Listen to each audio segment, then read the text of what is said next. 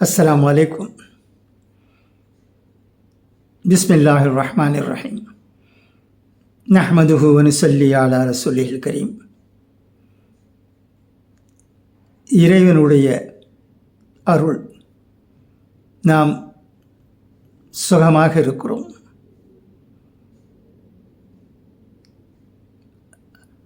அதிக நோய் நம்மை வாட்டவில்லை. இந்த உலகம் எவ்வளவோ கஷ்டத்தில் இருக்கிறது. ஆனால் நாம் வயதாகியும் நல்ல விதத்தில் இருக்கிறோம்.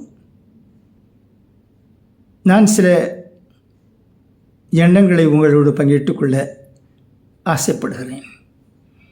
இந்த வீடியோவை பலர் கேட்டுக்கொண்டிருப்பார்கள். அதில் என்னுடைய வீடியோக்களை உருதுவிலும் தமிழிலும் ஆங்கிலத்திலும் ஆம்பூரிலும் கேட்கிறார்கள். என்னுடைய வீடியோ வராவிட்டால் சிலர் என்னை கேட்கிறார்கள், ஏன் வீடியோ வரவில்லை?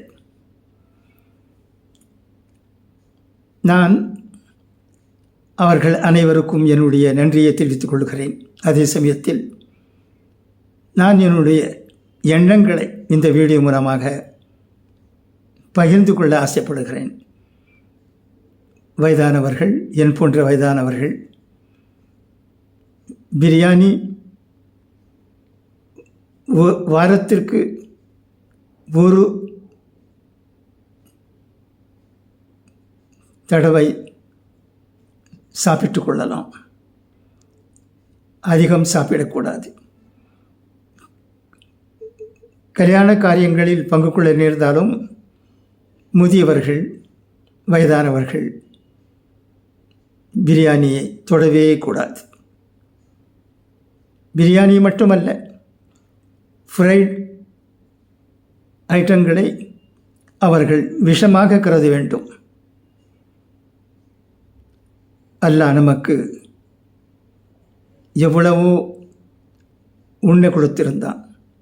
நாம் வயது முழுவதும் சாப்பிட்டு கொண்டு தான் இருந்தோம். விதவிதமான பலகாரங்களை சாப்பிட்டு இருக்கிறோம். எல்லாமே நடந்திருக்கிறது. இப்போது வயதாக இருக்கும் போது அல்லாஹ்வுக்கு நன்றி செலுத்தி கொண்டு நாம் என்ன உண்ண வேணுமோ அதை உண்ண வேண்டும். குறிப்பாக ஃப்ரைட் ஐட்டம், பிரியாணி முதலில் தடுக்கப்பட வேண்டும். அதே சமயத்தில் ஸ்வீட்ஸ் அதிகமாக சாப்பிடக்கூடாது. இப்படி நாம் சில உணவு முறைகளை கையாண்டால் அல்லாஹ் நம்மோடு இருப்பான், நமக்கு சுகத்தை கொடுப்பான். சிலர் சொல்லுகிறார்கள், ஏன் நம்மளுடைய உடல் கெட்டு விடுகிறது, கொலஸ்ட்ரால் அதிகமாகிவிட்டு இருக்கிறது என்று. இதற்கெல்லாம் காரணம் நம்முடைய உணவு முறைதான். நான் இந்த வீடியோ மூலமாக உங்களுக்கு சொல்லிக்கொள்ள விரும்புகிறேன். நான் மாமிசம், மட்டன் சாப்பிட்டு 4 வருடங்களுக்கு மேலாகிறது. ஒரு துண்டு மட்டன் கூட நான் சாப்பிடவே இல்லை. சிக்கன் பொறுத்தவரை ஓரிரு முறை வாரத்தில் சாப்பிடுகிறேன். மீன் சாப்பிடலாம் என்று சொல்லப்பட்டிருக்கிறது. ஆனால் அதுவும் நாம் விரும்பும் மீன் கிடைக்காத காரணத்தினால் எப்போதாவது ஒரு முறைதான் மீன் சாப்பிடுகிறோம். நாம் இதனுடைய ஆசையை ஃபுல்ஃபில் செய்யக்கூடாது. அப்படி செய்தால் நம்முடைய உடம்பு நன்றாக இருக்கும். அதில் சந்தேகமே இல்லை. எதையோ சாப்பிட்டு விடுவது, அதற்கு பிறகு கொலஸ்ட்ரால் அதிகமாகிவிட்டது, சுகர் அதிகமாகிவிட்டது என்றெல்லாம் சொல்லிக்கொண்டிருப்பது, டாக்டரிடம் போய்கொண்டிருப்பது, இதுதான் நம்முடைய வாழ்க்கை முறையாக ஆகிவிட்டு இருக்கிறது. நாம் நம்முடைய டயட்டில் சில மாறுதல்களை ஏற்படுத்தி கொண்டால், டாக்டர் எப்படி சொல்லுகிறார்களோ அப்படி பின்பற்றினால் நம்முடைய உடல் நலம் நன்றாக இருக்கும். இதை தான் நான் சொல்லிக்கொள்ள விரும்புகிறேன். ஒரு காலம் இருந்தது, எப்போதாவது ஒரு கல்யாணமாகும் நம்முடைய சொந்த பந்தங்களில், இப்போது நம்முடைய எல்லோருடைய குடும்பங்களும் பரிதாகிவிட்டு இருக்கிறது.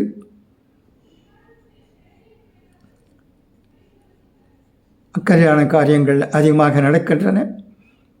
வேறு எவ்வளவோ ஃபங்க்ஷன்ஸ், நாம் சிறு வயதில் காணாத ஃபங்க்ஷன்கள்லாம் இப்போது ஆரம்பம் செய்யப்பட்டிருக்கிறது. அதையெல்லாம் நாம் அங்கெல்லாம் செல்ல வேண்டுமா? அங்கே சென்றால் என்ன இருக்கிறது? ஏதாவது ஒரு ஃபங்க்ஷன், பெரிய ஃபங்க்ஷன், பிரியாணி இல்லாமல் இருக்கிறதா? ஃப்ரைட் ஐட்டம்ஸ் இல்லாமல் இருக்கிறதா?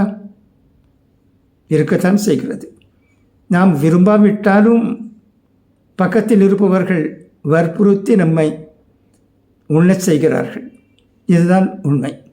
ஆனால் நான் உங்களை ஒரு 40-50 வருடங்களுக்கு முன் ஆம்பூரில் என்ன முறை இருந்தது என்பதின் பக்கம் கவனத்தை கொண்டு செல்ல விரும்புகிறேன்.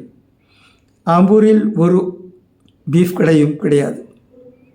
ஃப்ரைட் ஐட்டம் சொல்ல வேண்டும், இல்லவே இல்லை. சிக்கன் கடை இருந்ததா?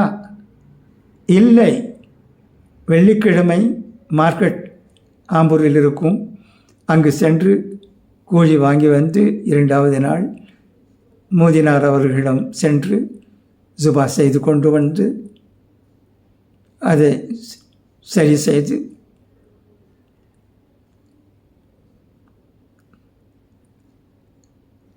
சமைத்து சாலன் செய்து எப்படியாவது உண்பார்கள். இதுதான் முறையாக இருந்தது. அந்த காலத்தையும் நாம் பார்த்திருக்கிறோம். இப்போது என்ன நடக்கிறது என்பதையும் பார்த்து கொண்டிருக்கிறோம். இப்போது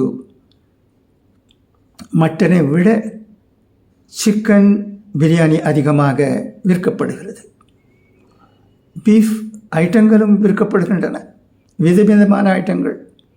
உலகத்தில் இருக்கும் நாடுகளினுடைய பெயர்களெல்லாம் கொண்ட ரெஸ்டாரண்ட்கள் வந்துவிட்டிருக்கின்றன. சென்னைக்கும் ஆம்பூருக்கும் இன்னும் பல இடங்களுக்கும் வாணியம்பாடிக்கும்.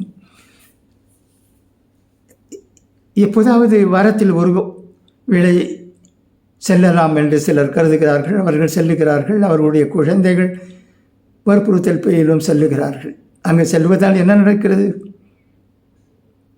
பெரியவர்களுடைய ஹெல்த் கெடுகிறது, சுகாதாரம் அழிகிறது, பணம் பறிக்கப்படுகிறது, கஷ்டத்துக்கு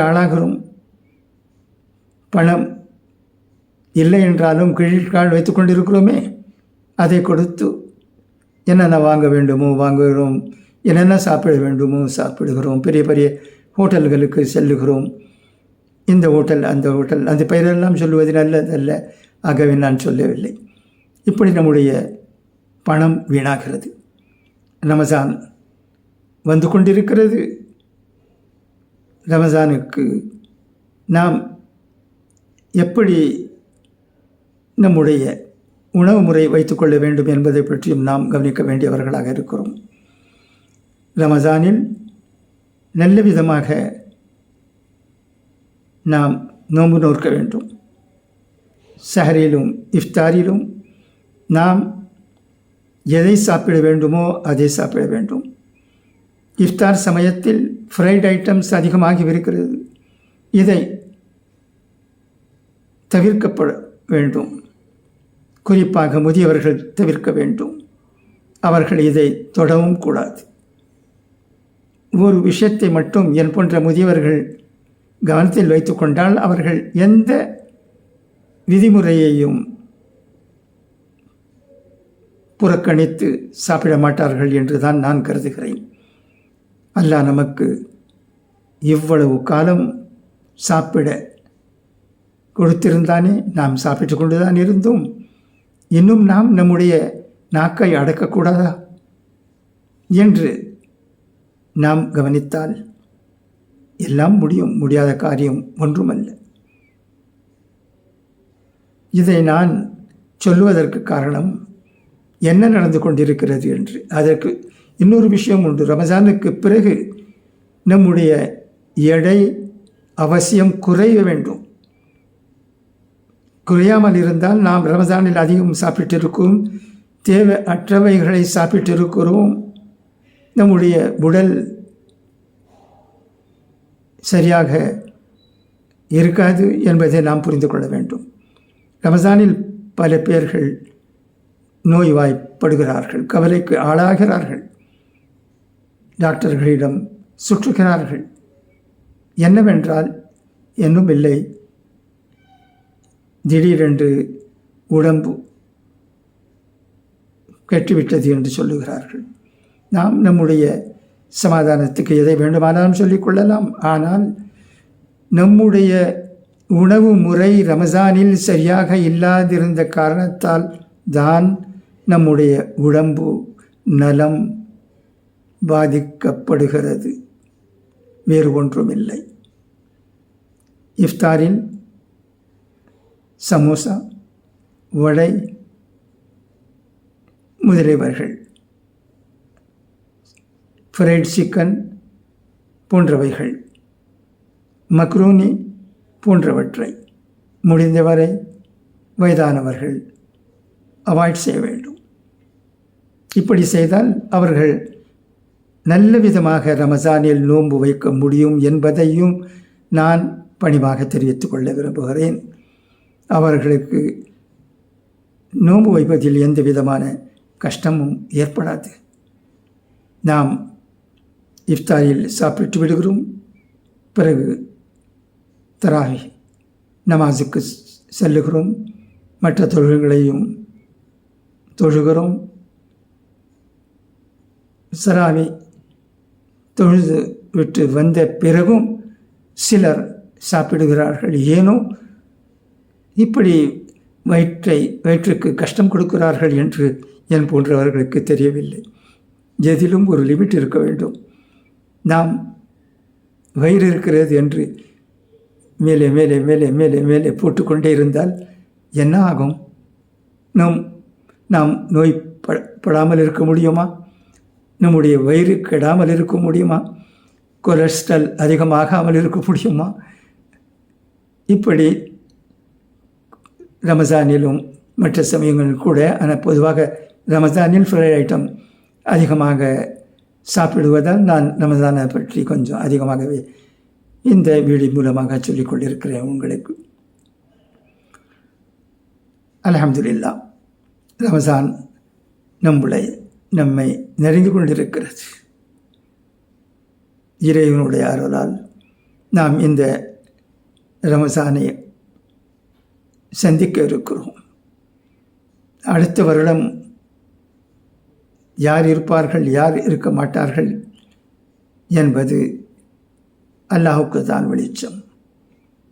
அதே சமயத்தில் நாம் நல்ல முறையில் நம்முடைய உடம்பை வைத்து கொண்டால், நம்முடைய சுகத்தை பாதுகாத்து கொண்டால், உணவு முறையில் மாறுதல் ஏற்பட செய்து எது தேவையோ அந்த உணவுகளை மட்டும் எடுத்துக்கொண்டால், மறுபடியும் சொல்லுகிறேன், சிக்கன் ஃப்ரை